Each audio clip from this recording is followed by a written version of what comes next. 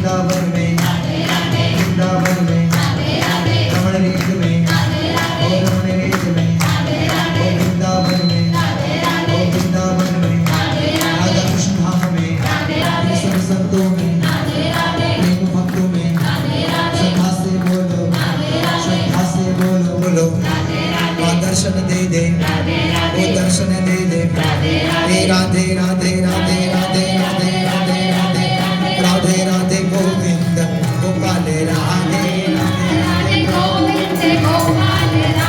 राधे राधे गोविंद। वृंदावन में कथा करने का उद्देश्य, सबसे पहले तो मैं ये कहूँगी कि ये मेरे बांके बिहारी सखा की कृपा है जो आज ब्रजभूमि वृंदावन के अंदर मैं 7 दिन की भागवत सप्ताह कर रही हूँ।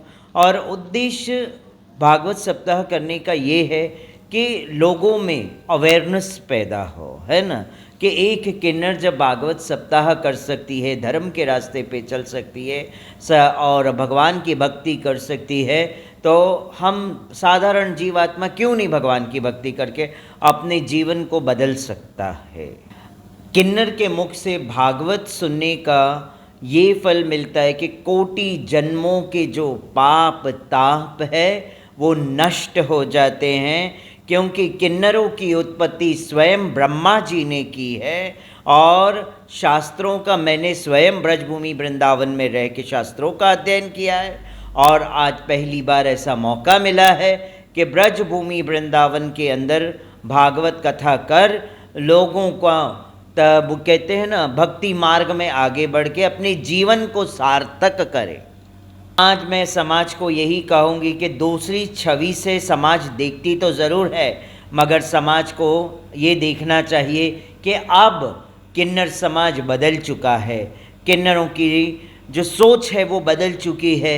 आप हमें भी देख सकते हैं, आज एक महामंडलेश्वर हो के भी हम भागवत का श्रवण करके आज भागवत का पान करा रहे हैं, जन जन को अमृत पान करा रहे हैं श्रीमद् भागवत कथा करके। तो लोगों को ये समझना चाहिए कि वो समय नहीं रहा पहले जैसा, और आज समय किन्नर समाज सक्षम हो चुका है और आज अपने पैरों पे खड़ा है।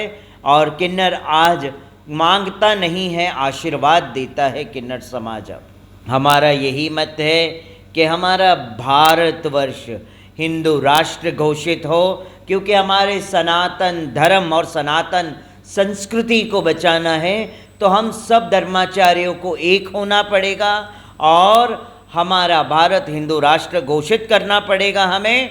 और सरकार से भी यही मांग करती हूँ कि बाबा साहेब अम्बेडकर जी ने जो संविधान जो लिखा, जो संविधान उन्होंने बनाया, उस वक़्त उस संविधान की मांग थी, मगर आज की डेट में संविधान में चेंजेस की मांग है, तो संविधान में आज की डेट में चेंज होना चाहिए और भारत को हिंदू राष्ट्र घोषित करना पड़ेगा। क्योंकि अन्य और भी कंट्रीज़ हैं जिसमें मुस्लिम राष्ट्र घोषित है, मुस्लिम कंट्रीज़, तो ऐसी तरह से कैथलिक कंट्रीज़ भी है, तो कैथलिक राष्ट्र घोषित है।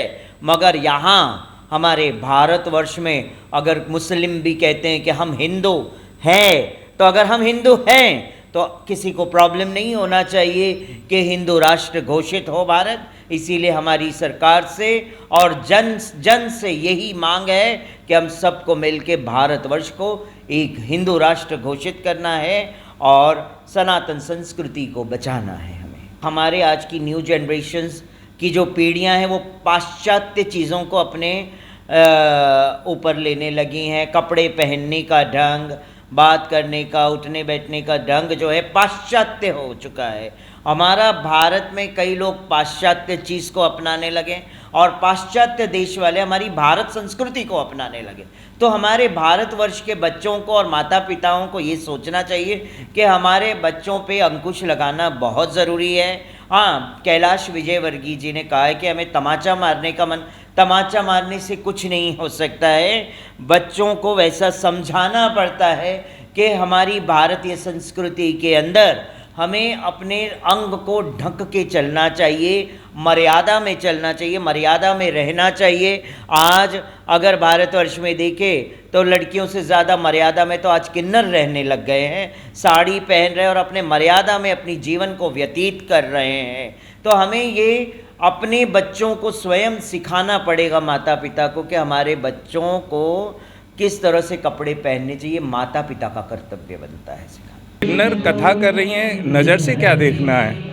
हमारे यहाँ तो रामायण में लिखा हुआ है सुर गंधर्व किन्नर सब गावई। तो जब गंधर्व और किन्नर गाते आए हैं, सदा से कथाएं कहते आए, व्याख्या करते आए, तो आज कौन सी नई बात हो गई। हमारे यहाँ तो आदिकाल से करते आए हैं और किन्नर तो व्याख्या ही करते आए हैं। किन्नरों का समाज तो सदा से ये कार्य करता आया है, तो आज कोई नई बात तो हो नहीं रही है। वृंदावन में